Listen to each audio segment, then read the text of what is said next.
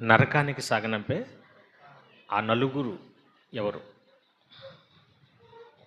ఆ నలుగురు అనే ఒక సినిమా వచ్చింది. ఎవరు ఆ నలుగురంటే ఆ సినిమాలో చూపించింది మనం ఎంత సంపాదించినా, ఎంత కష్టపడినా, ఏమి సాధించినా చివరికి అవేవి రావు. నలుగురే మనల్ని తీసుకెళ్ళిపోతారని చెప్పాడు అందులో. ఎక్కడికి? శ్మశానానికి సాగనంపేస్తారు. అందుకే నలుగురిని సంపాదించుకోవాలంటారు. నీకు ఏం వద్దు, ముందు ఏమైనా సంపాదించుకోవాలి? నలుగురిని. ఎందుకు? ఆ నలుగురి నిన్ను మోసుకెళ్ళాలి అని దీని మీద ఎన్నో పాటలు, సినిమాలు మనం చూస్తుంటాం. చివరికి మిగిలేదా నలుగురే అని. మనల్ని మోసుకెళ్ళాలంటే నలుగురే అవసరం లేదు. అవునా? అప్పుడప్పుడు కొన్ని శవాలకి మోసుకెళ్ళరు, ఇంకా అది తగలబెట్టేస్తారు అక్కడే. లేదా వ్యానుల మీద తీసుకెళ్ళిపోతుంటారు. సిటీల్లో మనకులాగా మోసుకెళ్ళరు. పాడలు కట్టి, పిట్లు పెట్టి మోసుకెళ్ళరు. కైలాస రథాలని ఉంటాయి కొన్ని వాహనాలు. దాని పేరే కైలాస రథం. అది బుక్ చేసుకుంటారు అంతే. అందులో పెట్టుకుని తీసుకెళ్ళిపోతుంటారు. కొన్ని శవాలు అయితే ఇంక అసలు మోసుకెళ్ళటాలు ఏముండవు. కొన్ని మిషన్ల ద్వారా తగలబెట్టేస్తుంటారు. అంటే శ్మశానానికి కూడా వెళ్ళే అవకాశం ఉండదు. ఆ మధ్య కరోనా వచ్చినప్పుడు ఎంతోమంది చచ్చిపోయారు. వాళ్ళకి ఏమైనా ఉన్నాయండి? పెట్టెల్లో పెట్టడం, పాడి కట్టడం, దహన సంస్కారాలు, సమాధి కార్యక్రమాలు ఏమి లేవు. అంటే చనిపోయిన తర్వాత బాడీని ఎవరైనా శ్మశానాన్ని తీసుకెళ్ళిపోతారు. అది పెద్ద విషయం కాదు. దానికోసం ఆలోచించవలసిన అవసరమే లేదు. అది ఏమైపోయినా మనకి సంబంధం ఉండదు. కొంతమంది భక్తుల బాడీలు దొరకలేదు సమాధి చేయడానికి, సమాధి కార్యక్రమాలు జరిగించడానికి దొరకలేదు అసలు. శ్మశానానికి బాడీని ఎలా సాగనంపాలనేది పెద్ద విషయమే కాదు. మన పాఠం ఏంటి? శ్మశానానికి కాదు, ఇప్పుడు నరకానికి సాగనంపే ఆ నలుగురు ఎవరు? ఎక్కడికి సాగనంపుతున్నారంట? అసలు మనిషి జీవితంలో వెళ్ళకూడదే అది. ఈ బోధలు, ఈ ప్రసంగాలు, యేసుక్రీస్తు వారు వచ్చి ప్రాణం పెట్టడం, ఈ 66 పుస్తకాలు బైబిల్ రాయటం, దీని అంతటికి కారణం ఏంటి? ఏ మనిషి కూడా ఆ లోకానికి వెళ్ళకూడదు, ఆ ప్రదేశానికి. ఎందుకంటే ఒక్కసారి వెళ్ళాడంటే ఇంకా వచ్చే అవకాశాలు లేవు. ఇంకా మళ్ళా ఎవరో కాపాడే పరిస్థితులు కూడా. అక్కడికి వెళ్ళకూడదనే దేవుడు ఎన్నో ప్రయత్నాలు చేస్తూనే ఉన్నాడు. ఎవడునూ నశించిపోకూడదు. ఎందుకంటే అంత భయంకరమైన శిక్ష అది. మనుషులకి పెద్ద అవగాహన లేదు దాని మీద, పాపం సరిగా పట్టించుకోరు సీరియస్గా. అయినా సరే ఆలోచింప చేయాలని ఇలాంటి ప్రసంగాలు పెడుతుంటాం. కాబట్టి ఆ భయంకరమైన శిక్షకు వెళ్లకుండా ఉండాలంటే ఇక్కడున్నప్పుడే కొన్ని మెలకువలు మనకు తెలియాలి. అందుకే నరకానికి నలుగురు మనల్ని సాగనంపుతున్నారండి. అంటే నలుగురు వలన మనం నరకానికి పోతాం. ఎవరు ఎంతగా నలుగురు? ఇది మనకు తెలియాలి. ఆ నలుగురు ఎవరో, ఒకవేళ ఆ నలుగురు మీ జీవితంలో ఉన్నారేమో జాగ్రత్తగా మీరు పరిశీలించండి, జాగ్రత్త పడండి. ఎవరా నలుగురు? మానవ జీవితం అనగానే జీవితం 5 రకాల జీవితాలు ఉంటాయండి మనకి. మనిషి జీవితం అంటే టోటల్గా మానవ జీవితం అంటాం, కానీ ఇది 5 రకాల జీవితాలు మన జీవితంలో ఉంటాయి. అందులో ఒకటి వ్యక్తిగత జీవితం. అంటే నేను, నా ఇష్టాలు అనే ఒక ఫీలింగ్ ఉంటుందా? మనకి ఎంతమంది ఉన్నా ఏమన్నా నేను అనే ఒక ఫీలింగ్ ఉంటుంది చూసారా? నాకు ఇది కావాలి, నాకు ఇది ఇష్టం అనేది, ఇది వ్యక్తిగత జీవితం అంటుంది. 2 కుటుంబ జీవితం. ఒక కుటుంబం, తల్లి, తండ్రి, భార్య, భర్త, పిల్లలు, ఇదంతా వ్యవహారం. ఇది ఒక రకమైన జీవితం. 3 ఉద్యోగ జీవితం, వృత్తి జీవితం. అంటే మీరు వెళ్ళే పనులు, అక్కడ పరిచయం ఉంటాయి కదా, వ్యాపారాలు, జాబులు. అక్కడ ఒక సర్కిల్ ఉంటుంది మీకు, వాళ్ళతో సంబంధాలు, వాళ్ళతో రిలేషన్, అదొక రకమైన జీవితం. ఎన్ని జీవితాలు చెప్పాను? ఒకటే పర్సనల్ వ్యక్తిగత జీవితం ఉంటుంది మనకి అందరికీ. 2 కుటుంబ జీవితం ఉంటుంది మనకంటూ, కుటుంబం, ఫ్యామిలీ విధానం. 3 ఉద్యోగ జీవితం లేదా వృత్తి జీవితం, పనులు కానీ వ్యాపారాలు కానీ మీరు ఎందులో చేసినా దానికి ఒక సర్కిల్ ఉంటుంది మీకు. 4 సామాజిక జీవితం, ఫ్రెండ్ సర్కిల్, రాజకీయ సంబంధాలు లేదా ఏ వ్యవహారాలు ఉంటాయి, బంధువులు, ఇదంతా మీకంటూ ఒక వేరే సర్కిల్ ఉంటుంది. మరలా కుటుంబం కాకుండా, వృత్తిపరంగా కాకుండా వేరేగా ఉంటుంది. మరలా ఆటలాడుకోవడానికో తిరగడానికో సంథింగ్ ఒక బ్యాచ్ ఉంటుంది కదా. ఇది ఇక చివరిగా 5వది భక్తి జీవితం. అంటే చర్చు, సంఘము, దేవుడు, ఈ బ్యాచ్ ఒకటి. మరలా ఈ జీవితం, ఈ సర్కిల్ వేరు. మనిషి జీవితంలో ఈ 5 ఉంటాయండి. అర్థమైందా నేను చెప్పింది? మొదటదే వ్యక్తిగత జీవితం, పర్సనల్.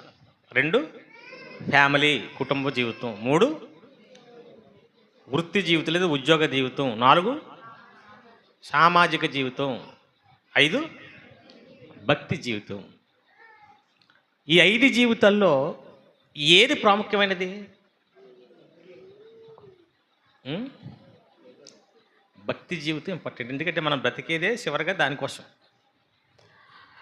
ఇప్పుడు మనిషి ఈ 5 పాల్గొంటాడు, 5కి టైం ఇస్తుంటాడు. దేనికి ఎక్కువ టైం ఇవ్వాలి? భక్తి జీవితం ఇంపార్టెంట్.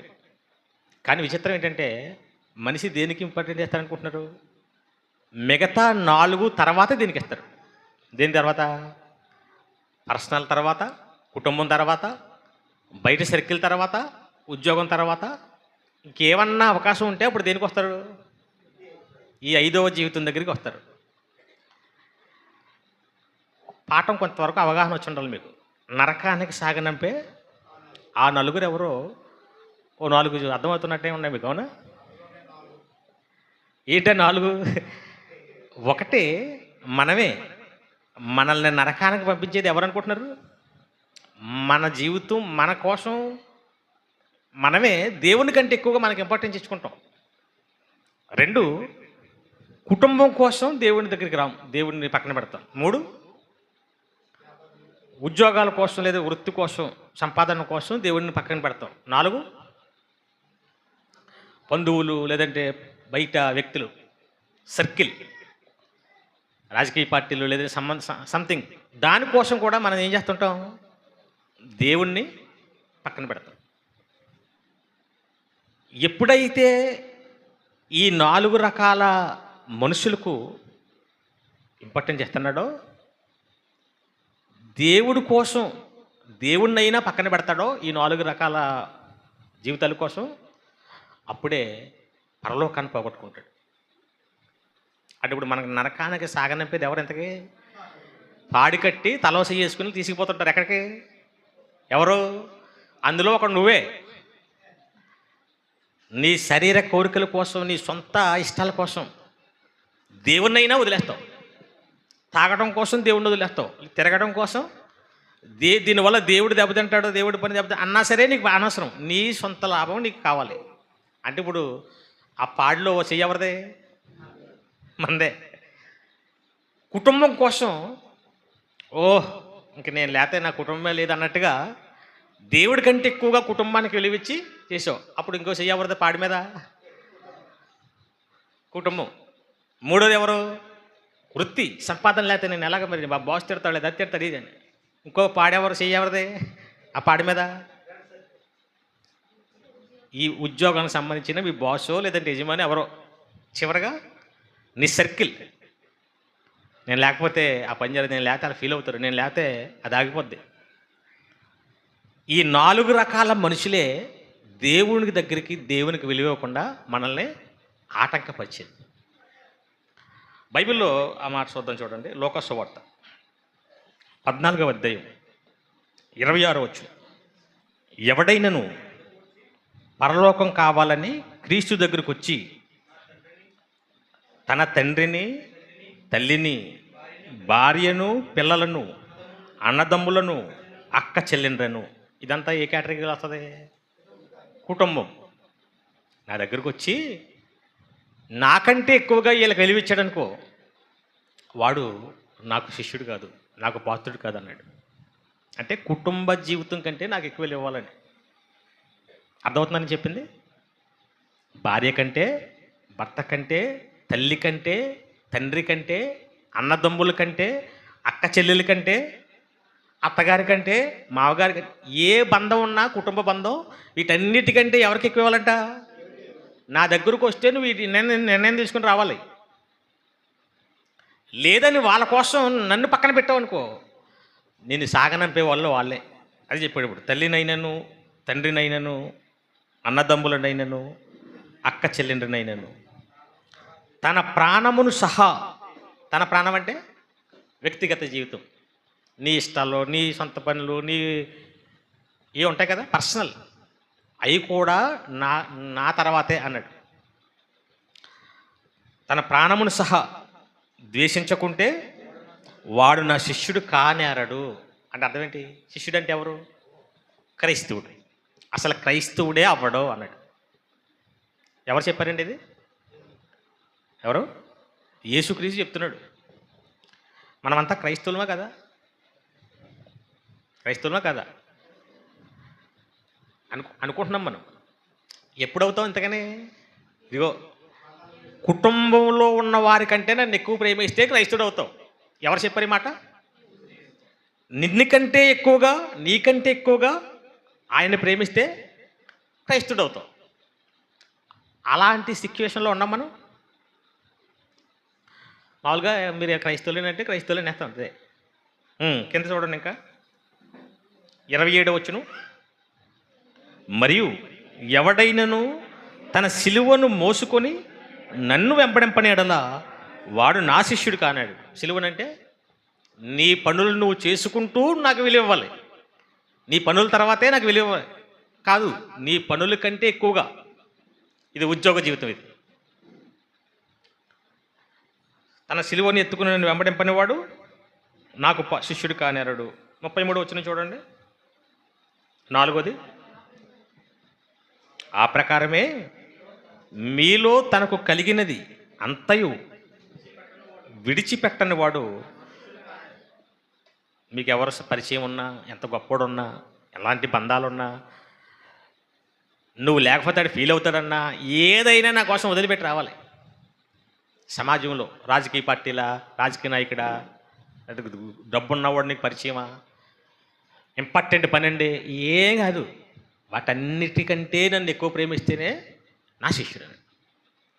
ఇప్పుడు దేవుడికి మొదటి స్థానం ఇవ్వలేకపోవడానికి కారణాలు ఏంటి చెప్పండి? ఇప్పుడు మనకి ఈ 4 ఉంటాయి. అయితే మన వ్యక్తిగత ప్రాబ్లం 2, కుటుంబ ప్రాబ్లం 3, ఉద్యోగ ప్రాబ్లం అదే వృత్తి 4, సర్కిల్. ఇప్పుడు నరకానికి వెళ్ళిపోవటానికి రీజన్ ఎవరు చెప్పండి? అందుకే మనిషి జీవితంలో ఏదైనా ఒకటి సాధించాలనుకోండి. ఎగ్జాంపుల్, డాక్టర్ బిఆర్ అంబేద్కర్ ఉన్నాడు. సమాజంలో జరుగుతున్న ఘోరాలన్నీ చూశాడు. జనాల్ని కులాల పేరుతో విడగొట్టేసి మనుషులుగా కూడా చూడకుండా ఊరు బయట పెట్టి అంటరాని వారుగా చిత్రహింసలు చేస్తున్న పరిస్థితిలో మార్పు తీసుకురావాలి అని ఒక టార్గెట్ పెట్టుకున్నాడు. అతనికి కూడా జీవితాలు ఉంటాయి, వ్యక్తిగత జీవితం ఉంటుంది. నేను ఎలా బతకాలి, తినాలి, తాగాలి, ఎలా ఉండాలనుకుంటాడు అనుకోడా? కుటుంబం ఉందా లేదా అతనికి? భార్య, పిల్లలు ఉన్నారు. సర్కిల్ ఉంటుందా ఉండదా? అతను ఏదో జాబ్ చేసుకోవాలి కదా బతకాలంటే. 5వ జీవితం ఏంటి? భక్తి జీవితం కాదు అయింది. 5వ జీవితం ఏంటంటే ఆయన లక్ష్యం ఈ అసమానతల్ని తీసేయాలి, ఒక రాజ్యాంగాన్ని తీసుకురావాలి అని టార్గెట్ పెట్టుకున్నాడు. ఇప్పుడు 5వ జీవితం ఏంటి అతని దగ్గర ఉన్నది? సమాజంలో మార్పు తీసుకురావాలి, దానికోసం నేను పోరాటం చేయాలనుకున్నాడు. అది సాధించాడే, సాధించలేదా? సాధించాడంటే ఏం వదులుకొని ఉంటాడు ఆయన? వ్యక్తిగత కోరికలు వదులుకొని ఉంటాడు, కుటుంబాన్ని పక్కన పెట్టి ఉంటాడు. అవునా? అంటే మొత్తం వదిలేయటం కాదు, దానికి ఇవ్వాల్సింది కొద్దిగా ఇచ్చి దీని మీద ఎక్కువ టార్గెట్. ఆ తర్వాత సర్కిల్ తిరగటాలు చేయటాలు ఇది ఇది తగ్గించి ఉంటాడు. బతకటానికి సంపాదన కూడా పక్కన పెట్టి ఉంటాడు. అవునంటారా కాదంటారా? ఈ నాలుగుటికి టైం తక్కువ ఇస్తేనే అది సాధించగలుగుతాడు. లేదు ఇందులోనే చిక్కుపోడు అనుకోండి, సాధించగలుగుతాడు అతను అనుకున్నది. అలాంటి క్రమంలో ఆయన ఏం చేశాడంటే, ఒక మీటింగ్లో ఆయన పుస్తకాల్లో ఉంటుందన్నమాట, ఆయనతో ఎవడ మాట్లాడడానికైనా వణికిపోతాడు, అంత అంత జ్ఞానం ఉంది ఆయన దగ్గర, అంత చదివాడు. అలాంటి అతను ఒక మీటింగ్లో ఒక అతను అడిగాడు, ఏమనంటే, ఎవరికైనా మీరు క్షమాపణ చెప్పదలుచుకుని ఉంటే మీ జీవితంలో, నన్ను క్షమించండి అని ఎవరికైనా చెప్పాల్సి ఉంటే ఎవరికి చెప్తారు డాక్టర్ బిఆర్ అంబేద్కర్ అని అడిగితే అతను ఏం చెప్పాడంటే, నా జీవితంలో నేను క్షమించమని అడగాల్సి వస్తే నా భార్యకి చెప్పాలి నేను ఆ క్షమాపణ అన్నాడు. ఎందుకు? ఇది సాధించే క్రమంలో నేను కుటుంబాన్ని సరిగా పట్టించుకోలేదు, నా కోసం నేను పెద్దగా పట్టించుకోలేదు, సంపాదన మీద దృష్టి పెట్టలేదు. నేను అనుకున్న టార్గెట్ అలాంటి క్రమంలోనే ఆయనకి 5 పిల్లలు. అంబేద్కర్కి సంతానం ఎంత? అందులో 4 చచ్చిపోయారు, పిల్లలుగానే చచ్చిపోయారు. ఎందుకు చచ్చిపోయారు అనుకుంటున్నారు? పోషకాహార లోపం వల్ల చచ్చిపోయారు. బిడ్డ కంటన్నప్పుడు తల్లి సరిగా పోషకాహారం తినక ఆ పాలు తాగటం వల్ల వాళ్ళకి ఇమ్యూనిటీ సిస్టమ్ డెవలప్ అవ్వలేదు. అది లేకపోవటం వల్ల చచ్చిపోయారండి. ఒకటి తర్వాత ఒకడు 4 పిల్లలు చచ్చిపోయారు. ఎందుకు చచ్చిపోయారు అనుకుంటున్నారు? ఇంతకీ సరిగా పట్టించుకోలేదు. దేన్ని? సరిగా ఇంట్లో తిండి పెట్టలేదు, ఆయన సంపాదన మీద దృష్టి పెట్టలేదు, భార్య పిల్లల్ని పెద్దగా పట్టించుకోలేదు. జనరల్గా మనం ఏమనుకుంటాం, భార్య పిల్లల్ని పట్టించుకున్నాడు, ఇంట్లో సరిగా తిండి పెట్టినాడు, ఈడొక మనిషినా అనిపిస్తుంది. జనరల్గా అనిపిస్తామన్నా? నిజంగా అలాగ అనుకుంటే ఈరోజు ఏమవుతుంది అనుకుంటున్నారు?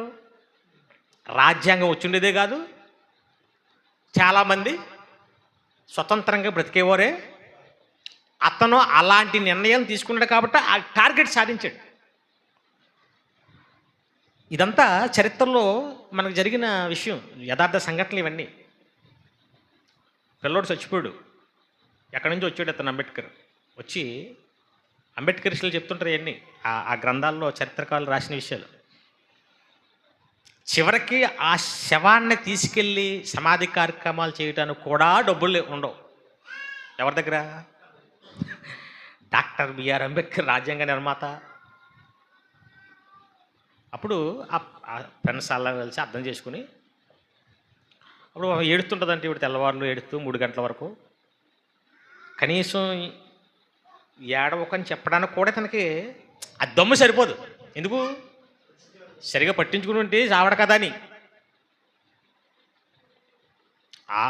ఇతను సైనికుడు కుటుంబం నుంచి వచ్చాడు, వీళ్ళ నాన్నగారు సైనికుడు, ఆవిడ పెళ్లి చేసుకున్నాడు కదా, రమాబాయి ఆవిడ పేరు. ఆవిడ కూడా సైనికుడు, వాళ్ళ తండ్రి సైనికుడే. ధైర్యం చేసి అడిగితే, ఒక అసమర్థుని చేసుకున్నందుకు నీకు ఈ పరిస్థితి వచ్చిందని, నన్ను చేసుకున్నందుకు ఫీల్ అవుతున్నావు అని అడిగితే ఆవిడేమంది? ఫీల్ అవ్వట్లేదు, ఇంత చదివి ఇంత ఉన్న నీ పిల్లలు ఇలా చచ్చిపోతే పాపం ఏమీ లేని అమాయకులు వాళ్ళు మంది ఉన్నారు, వాళ్ళంతా నా పిల్లలే భవిష్యత్తులో, కాబట్టి నేనేం ఫీల్ అవ్వను, నువ్వు ఇది మాత్రం ఆగకో, నీకు నీకేమని నేను అడ్డాను. ఇది మహనీయుల జీవితాల్లో బ్యాక్గ్రౌండ్ చూస్తే ఏముంటాయి? ఒక స్వతంత్ర సమరయోధులైనా, ఏది సాధించినోడైనా వాళ్ళు ఏంట్రా వ్యక్తిగత జీవితం అంటే ఏముంటాయి? అన్ని ఇబ్బందులే, కుటుంబాన్ని పట్టించుకోక చాలా పరిస్థితులు ఉంటాయి. మనకేమో పాపం విజయం సాధించిందే తెలుసు మనకి, ఇతను ఇంత గొప్పోడు అనుకుంటాం. ఎందుకు అయ్యాడు అంత గొప్పోడు? ఇంతకీ ఇవన్నిటినీ పక్కన పెడితే అయ్యాడు. ఒక ఐఏఎస్ కొట్టాలనుకోండి, ఏం చేయాలి? రోజు తిరుగుతూ తాగుతూ కుటుంబం కోసం పరితపించి ఈ చేసి అనుకుని కొట్టలేడు. కుటుంబం 24 గంటల్లో 2-3 గంటలే కుటుంబానికి కేటాయించి, మిగతా పనులు కేటాయించి, మిగిలిన 20 గంటలు ఎక్కడే ఉండాలి? ప్రిపరేషన్లో ఉండాలి, అప్పుడు కొట్టగలుగుతాడు. ఏమండి, చిన్న చిన్న వాటికే ఇన్ని త్యాగాలు చేసి ఇంత సీరియస్గా తీసుకుంటే మనం ఏం కొట్టాలని వచ్చినప్పుడు? యుగయుగాలు ఉండే పరలోకం కొట్టాలని వచ్చాం. అలాంటప్పుడు మనం ఎంత నిష్టగా ఉండాలి ఇప్పుడు? ఉంటున్నామండి అలాగే. అసలు ఏమైనా ఉందా మన దాంట్లో? ఆఫ్టర్ ఆల్ ఒక దేశానికి రాజ్యాంగం రాయటానికే కుటుంబాన్ని త్యాగం చేసేసి, వ్యక్తిగతంగా త్యాగం చేసేసి, అన్ని తిరగటాలు తాగి అన్నీ వదిలేసుకుని నిష్టగా కూర్చుని సాధిస్తే చివరికి పిల్లలను కూడా చంపుకుంటే యుగయుగాలు ఉండే మహాలోకాన్ని మనం సాధించాలంటే మనం ఎన్ని వదులుకోవాలండి అసలు? మనకి చిన్న చిన్న వాటికే దేవుడు లేడు ఏవి లేడని పక్కనకి వచ్చేస్తుంది. అప్పుడు ఇంతకీ మనల్ని నరకానికి తీసుకెళ్ళిపోయేది, మహాలోకానికి వెళ్ళనివ్వంది ఎవరు చెప్పండి ఇప్పుడు? దేనికోసమైతే నువ్వు పరితపిస్తున్నావో దేవుడు కూడా కాదనుకుని నీకు తెలియకుండా అదే నీకు పాడి కట్టి ఎక్కడికి మోసుకెళ్తున్నాయి? సాగనంపేస్తున్నాయి. ఓ పాట ఉంది మనకి, ఆ పాట తండ్రి బాధను తెలుసుకునేవారు ఎవరున్నారనే పాటలో లాస్ట్ చరణం ఒకటి రాశాడు ఆయన జాన్సన్ గారు. ఏమనంటే, నీ జననం నీ మరణం ఒంటరితనమే. నువ్వు పుట్టినప్పుడు ఒంటరిగానే వచ్చావు, వెళ్ళిపోయినప్పుడు ఒంటరిగానే వెళ్ళిపోతావు. నీ బ్రతుకు ముగియటకు ఒక్క క్షణం చాలు. ఎంతో బిజీగా తిరిగినా ముగిసిపోవాలంటే ఒక క్షణం. ఆ తర్వాత ఏం రాశాడు? నువ్వు చనిపోతే ఎవరో నీతో రారు, సాగనంపేస్తారు. ఎక్కడికి? శ్మశానానికి. కానీ 5వ జీవితం, దేవుడి కోసం ఇవ్వాల్సిన జీవితం నువ్వు ఇవ్వకుండా అందరి కోసం అన్నీ చేసావు. అదేనా? కుటుంబం కోసం చేసావు, ఉద్యోగంలో రాణించేసావు, నువ్వే పెద్ద గొప్ప పనివాడు అని నీ ఫ్రెండ్స్ సర్కిల్ అందరినీ సంతోషపెట్టావు, నీకోసం సుఖపడ్డావు, అందరి కోసం అన్నీ చేసావు. కానీ ఎవరిని పక్కనెట్టావు? దేవుడిని పక్కనెట్టు. అందుకే నువ్వు ఏదైతే సాధించావో అవన్నీ వాళ్ళకే ఉంటే నువ్వు ఎక్కడ పోతావు? నీవన్నీ వారికి, నీవేమో కాటికే బాడీ వెళ్తుంది. తర్వాత అది వీళ్ళెవ్వరూ నిన్నేం చేయలేరు. తర్వాత నిన్ను వాడుకుంటారు, నీ దగ్గర అన్నీ అనుభవిస్తారు. కానీ నీ ఆత్మ నరకానికి వెళ్ళిపోతే ఎవడో ఏమీ చేయలేడు. ఇప్పుడు మన ఆత్మ నరకానికి వెళ్ళిపోవటానికి ఎవరి చేతిలో పెడుతున్నాం ఆలోచించండి. మన జీవితాన్ని దేవుడి చేతిలో పెట్టామా? ఈ 4 రకాల చేతుల మీద పెట్టామా? ఇది ప్రతి ఒక్కరు ఏం చేయాలి? పరీక్షించుకోవాలి. ఇప్పుడు ఇది ఎవరి కోసం నీ జీవితం అంతా త్యాగం చేస్తున్నావు? ఎవరి కోసం దేవుడినైనా పక్కన పెడుతున్నావు? ఎవరి కోసం నీ బ్రతుకు నడుస్తుంది? ఎవరికి విలువిచ్చి నడుస్తుంది? ఇది సావక ముందే ఆలోచించుకుని ముందుకెళ్ళాలి. యేసుక్రీస్తు వరకు కూడా దెయ్యం ఈ 4 రకాల పరీక్షలు పెట్టిందండి. ప్రతిదానికి ఎవరిని ముందు పెడుతున్నాడు ఆయన? దేవుని ముందు పెడుతున్నాడు. లోకరాజ్యాలు ఇస్తానంటే నా తండ్రి నాకు ఇంపార్టెంట్ అన్నాడు. రొట్టెలు చేసుకోమంటే నా తండ్రి నన్ను బతికించాలన్నాడు. దూకేయంటే దేవుడు అలా చెప్పలేదన్నాడు. చివరిగా తల్లి తండ్రి వచ్చారు. కుటుంబ జీవితం ఎవరి దగ్గరో కూర్చొని ప్రశ్నలు అడుగుతున్నాడు ఆయన. ఇలా 2 రోజులు వెనక్కి తిరిగి వచ్చి, ఎందుకయ్యా మమ్మల్ని ఎలాగ చేసావు, నీకోసం మళ్ళీ వెనక్కి వచ్చావు అనగానే, నా తండ్రి పనుల మీద నేను ఉండాలని మీకు తెలీదా? ఎవరికి ఇంపార్టెన్స్ ఇచ్చాడు? కుటుంబం కంటే దేవుడికి. అలాగని కుటుంబాన్ని వదిలేశాడా? కుటుంబానికి ఇవ్వాల్సిన విలువ కుటుంబానికి ఇచ్చాడు. వాక్యం చెప్తున్నాడు. వచ్చారు డిస్టర్బెన్స్ మధ్యలో, తమ్ముళ్ళు, అమ్మ, ఎవరో వచ్చి చెప్పాడు. ఏమన్నాడు ఆయన? ఒళ్ళు మండింది ఆయనకి. ఎవరు నా తల్లి, ఎవరు నా తమ్ముళ్ళు, వదలమమ్మని అన్నాడు. ఆ వాయి మన భాషలో చెప్పాలంటే. ఎందుకు? దేవుడి తర్వాతే ఎవరైనా. ఇప్పుడు ఆయన విజయం సాధించలేదా? కుటుంబానికి పెద్దగా దూరంగా ఉన్నాడు. అతను సొంత ఇష్టాలను పక్కన పెట్టాడు. నా ఇష్టం నెరవేర్చుకోవటానికి నేను రాలేదన్నాడు. సమాజంలో పేరు కోసం అయినేమి ప్రోకలాడలేదు. ఇవన్నీ నిలబడ్డాడు కాబట్టే ఆయన ఎక్కడికి వెళ్ళాడు? తండ్రి కుడి పార్శ్వమున కూర్చోటకి వెళ్ళిపోయాడు, పరలోకం వెళ్ళిపోయాడు. చూసారా? లేదు ఈ 4 చిక్కున్నాడు అనుకోండి, ఎక్కడికి మోసుకుపోతారు ఆయన కూడా? అంటే భక్తుల జీవితాల్లో మనం ఆలోచిస్తే వాళ్ళ విజయం సాధించడానికి ఈ నలుగురు విషయంలో జాగ్రత్తగా ఉన్నారు వాళ్ళు. ఇస్కరయ్య, క్షమించండి, యోబు, ఆయనకేం జరిగింది? ఆయనకు కూడా సేమ్ ఈ నాలుగే వచ్చాయి. మీరు ఆలోచిస్తే ఆరోగ్యం పోయింది. అవునా? దేవుణ్ణి వదిలేయాలంటే ముందేం బాగొట్టాలనుకున్నది? ఆరోగ్యం బాగొడితే, అంటే తర్వాత బాగొట్టింది ఆరోగ్యం. వదిలేశాడా? నా ఆరోగ్యం కాదు, నాకంటే ఎవరు ముఖ్యం నాకు? మనకు ఉంటుందండి అలాగా. 2, ఆస్తి అంతా పోయిందండి. అంటే వృత్తి జీవితం, వ్యాపార జీవితం దెబ్బతింది, ఉద్యోగ జీవితం దెబ్బతినేసింది. మొత్తం ఆయనకున్న సంపాదన అంతా ఎగిరిపోయింది ఒకేసారి. ఆయన ఏమన్నాడా? దేవుని ఏమన్నా వదిలాడా? ఆ తర్వాత కుటుంబ జీవితం మొత్తం, పిల్లలంతా చచ్చిపోయారు, భార్య కూడా చీయంది వచ్చి వదిలేశాడా? ఆ తర్వాత సామాజిక ఫ్రెండ్స్ వచ్చేసారు, వాళ్ళలో పొడుతున్నారు వచ్చి, నువ్వేదో తప్పు చేసి ఉంటావు, ఇంకా ఏంటి అని అంటే వాళ్ళ పాపం బాధ పెట్టారు. అయినా సరే అయినా నా శరీరం పోయినా, నా ఆస్తి పోయినా, నా పిల్లలే పోయినా, కుటుంబం పోయినా, ఎవడన్నా నేమన్నా దేవుడికే నేను స్తుతి చెల్లిస్తానన్నాడు. అంటే పాడి రెడీ చేశారు ఆయనకి, కానీ ఎక్కడ పాడి ఎక్కలేదు, పాడి ఇరిచేసాడు ఆయన. ఇప్పుడు అవే చేతులు, అవే నలుగురు మన దగ్గర కూడా ఉన్నారు. ఇప్పుడు ఉన్నారా లేరా మన కదా? మనం పాడి ఎక్కేసామా, కిందే ఉన్నామంటారా? ఎక్కేసి సావకాశంగా కొడుకున్నాం, మనకు తెలియట్లేదు ఆ విషయం. అంతేనా? మనం ఆల్రెడీ పాడెక్కేసి నువ్వేమనుకుంటావు అంటే, నా కుటుంబం, మరి నా కుటుంబం కోసం నేను నా జీవితం నేను చూసుకోవద్దా, మరి నేను బతకొద్దా, నేను మరి నాకంటూ ఒక సర్కిల్ జీవితం ఏమొద్దా? అది వద్దని చెప్పలేదు దేవుడు. దానికంటే ముఖ్యమైనది దేవుడు, దీని తర్వాత అవి పెట్టన్నాడు. కానీ రివర్స్ అయిపోయింది. మనం దేని తర్వాత దేని పెట్టాం? నీ తర్వాత, నీ కుటుంబం తర్వాత, నీ పని తర్వాత, మిగతా వ్యవహారాల తర్వాత ఎవరికి ఇస్తాం? ఏదైనా ఆదివారం శుభకార్యం జరిగింది, మిమ్మల్ని మీ చుట్టాలకు సంబంధించి ఎవరో ఏమంటారు అప్పుడు? మరి వెళ్ళకపోతాడు, చచ్చిపోతాడు, అంతే కదా? ఆడి చావడంతకనే నిన్ను చంపుతాడాడు నీకు తెలియకుండా. అయ్యి బాబోయ్, మరి మొన్న మా పెళ్ళికి వచ్చాడు, లేదంటే పుట్టినరోజుకి వచ్చాడు, మేము ఏం చేసినా వస్తాడు, రేపు పొద్దున్న చచ్చిపోయినా వస్తాడు, మరి మేము వెళ్ళొద్దా? ఎల్లు. ఎప్పుడు? దేవుడిది ఏమీ లేకపోతే ఎల్లు, వెళ్ళొద్దని ఎవడన్నాడు? దేవుడిది ఉందనుకోండి ఆ రోజే, అప్పుడు ఏం చేయాలి? అది నిజంగా చెప్పడం ఈజీ, చేస్తామంటారా?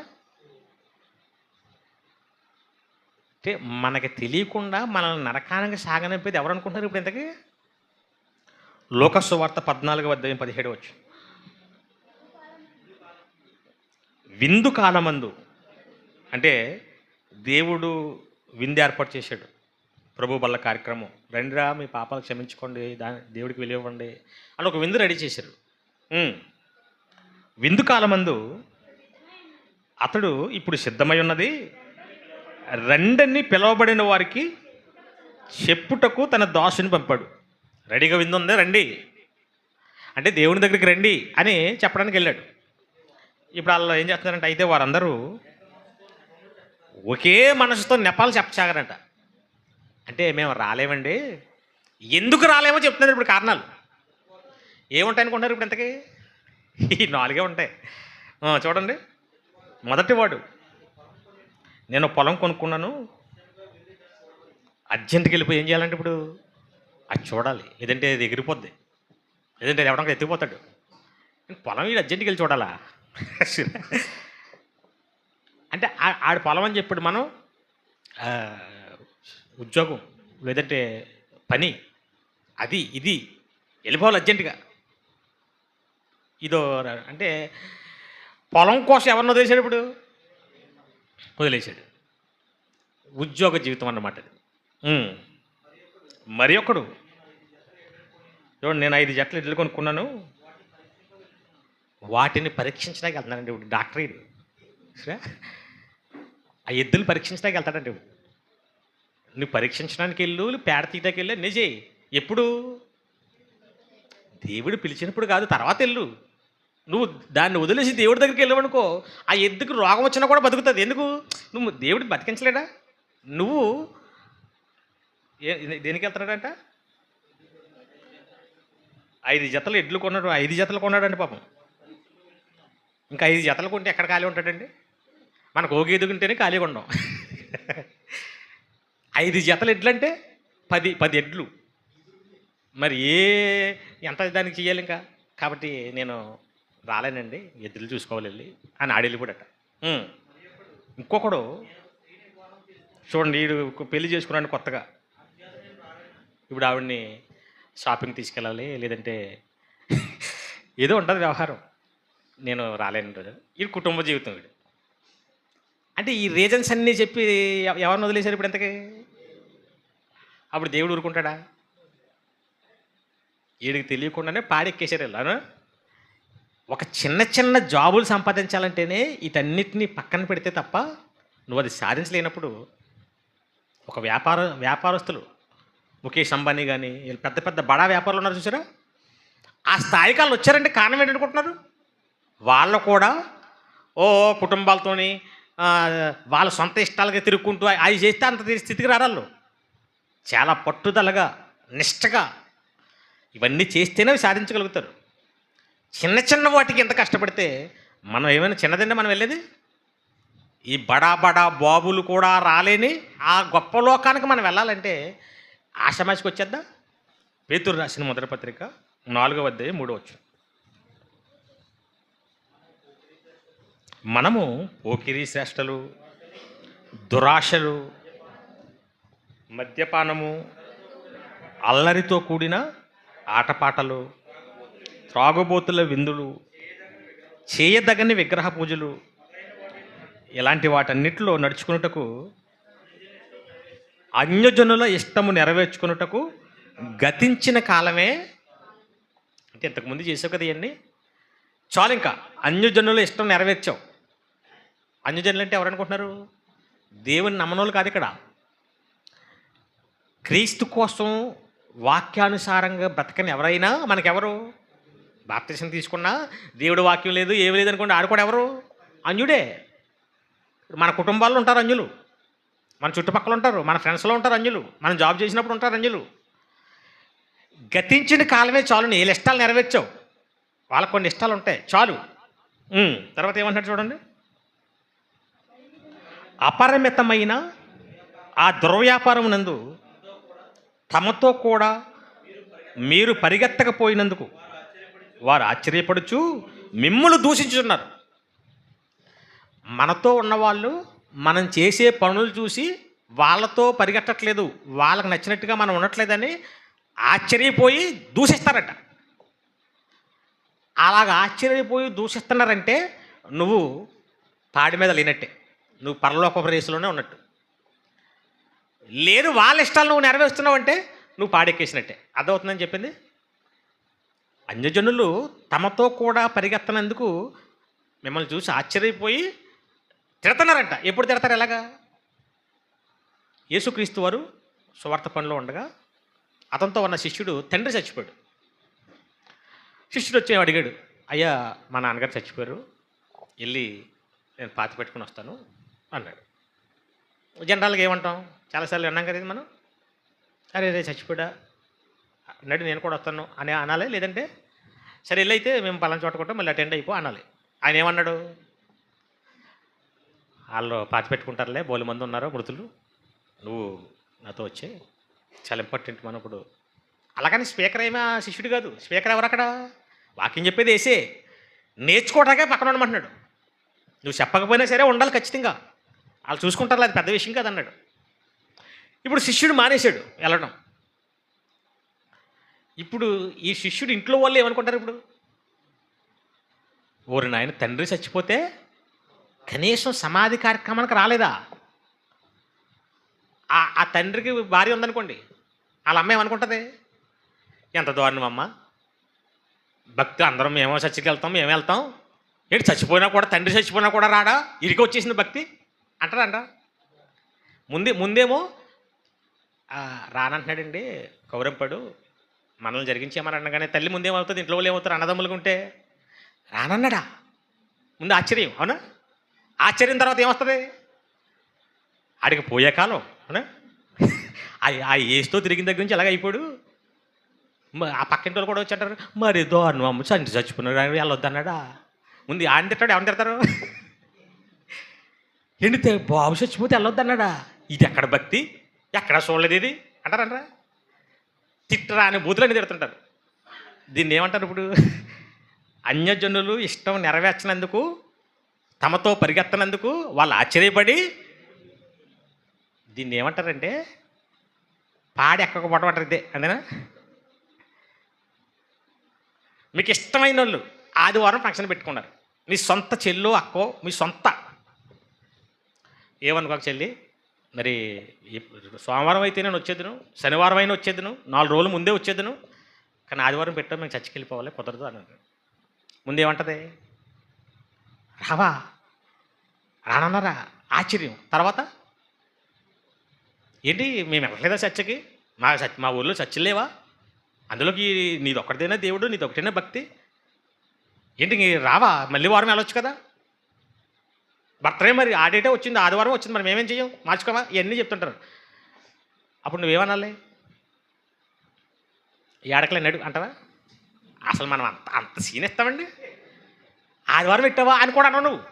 ఆదివారమా, శనివారం వచ్చేస్తాం అంతేనా? ఆ దేవుడు లేడు, ఇదే కదా మనం అంటాం. అప్పుడు ఇంకెక్కడ ఆశ్చర్యపోతారు, ఇంకెక్కడ తిడతారు మనల్ని. నువ్వే ముందు పాడెక్కేస్తుంటే అంతే కదా. నువ్వే రెడీగా నేను పాడెక్కి కూర్చుంటానంటే ఇంకెక్కడ నేను దూషిస్తారు. ఉద్యోగం కూడా ఏదో ఆదివారమే పెట్టాడు. ఆదివారం అయితే మేము రాలేం బ్రదర్, ఆదివారం అయితే మేము కష్టం. కొంతమంది ఆదివారం వెళ్ళాల్సి వస్తుందని మానేశారు ఉద్యోగం. అప్పుడు ఏం చేస్తారు? ఉద్యోగం మానేసావా? చర్చ్ కోసం మానేసావా? ఎంత ఆశ్చర్యం చూసారు అది. అదేదో పెద్ద ఉరి తీసేస్తారు, ఉరించుకుంటున్నావు అన్నట్టు. చర్చ్ కోసం ఉద్యోగం మానేసావా అంటే చర్చ్ అంటే ఏంటనుకుంటున్నారు? ఏదో చిన్న, అసలు నిన్ను బతికించి, నిన్ను పుట్టించి, నిన్ను పోషించి, నీకు ఆరోగ్యం, గుండు కొట్టుకుంటుంది, ప్రకృతి ఇంకా నీకు పని చేస్తుందంటే ఇది ఎంత ఎవరిదండి? ఈ చర్చి వెనకున్న దేవుడే కదా. అలాంటిది చిన్నగా కనపడి నీకు ఏంటి దీని కోసం మానేసావా? ఇక పోయే కాలం అక్కడి నుంచి బూతులు. మళ్ళీ ఫస్ట్ ఆశ్చర్యం, తర్వాత దూషణ. ఇలాంటివి ఎప్పుడన్నా మన కుటుంబాల్లో కానీ, మన ఉద్యోగ విషయంలో కానీ, బయట వాళ్ళ విషయంలో కానీ ఎప్పుడన్నా జరిగిందంటారా? మనకి జరగలేదంటే మనం ఎక్కడున్నాం? ఊరయ్యో అని నిన్ను మోసుకుపోతానని నీకు తెలియట్లేదు. అందుకే నువ్వేమనుకుంటున్నావు అంటే, నా తల్లిదండ్రులను ప్రేమిస్తున్నాను, నా భార్య భర్తలను ప్రేమిస్తున్నాను, నా కుటుంబాన్ని కోసం నేను త్యాగం చేస్తున్నాను, నా జీవితం అంతా నా కుటుంబం కోసమే అంటాడు ఒకడు. అప్పుడు అనుకోవాలి, మనం ఏమనుకోవాలి? పాపం నిన్ను పెట్టేసి మూతేసేసారు, అంటే పెట్టులో పెట్టి. కుటుంబాన్ని ప్రేమించాలి, వాళ్ళకి ఇవ్వాల్సిన అన్ని బాధ్యతలు చేయాలి, నీ వ్యక్తిగతంగా కూడా నువ్వు చూసుకోవాలి, ఉద్యోగాలు చేసుకోవాలి, వ్యాపారాలు చేసుకోవాలి. ఇవన్నీ దేవుడి తర్వాతే. దేవుడు నీకు ఆరోగ్యం, ఆయుష్ ఇవ్వలేదనుకోండి, ఉద్యోగం ఎక్కడ చేస్తావు? వ్యాపారం ఎక్కడ చేస్తావు? కుటుంబంతో ఎక్కడ ఉంటావు? నీ ఇష్టాలు ఎక్కడ తీసుకుంటావు? నీకు ఆరోగ్యం ఉండబట్టే కదా ఇవన్నీ, నీకు ఆయుష్ ఉండబట్టే కదండి ఇవన్నీ. మరి ఇవన్నీ నీకు ఉండాలంటే ముందు ఈ ఇచ్చినాడిని విలువ ఇవ్వాలి కదా. చివరిగా తిమోతికి రాసిన 2వ పత్రిక 2వ అధ్యాయం 3వ వచనం, మంచి సైనికుని వలె మాతో కూడా శ్రమ అనుభవించుము. సైనికుడు ఎవడను యుద్ధానికి పోయినప్పుడు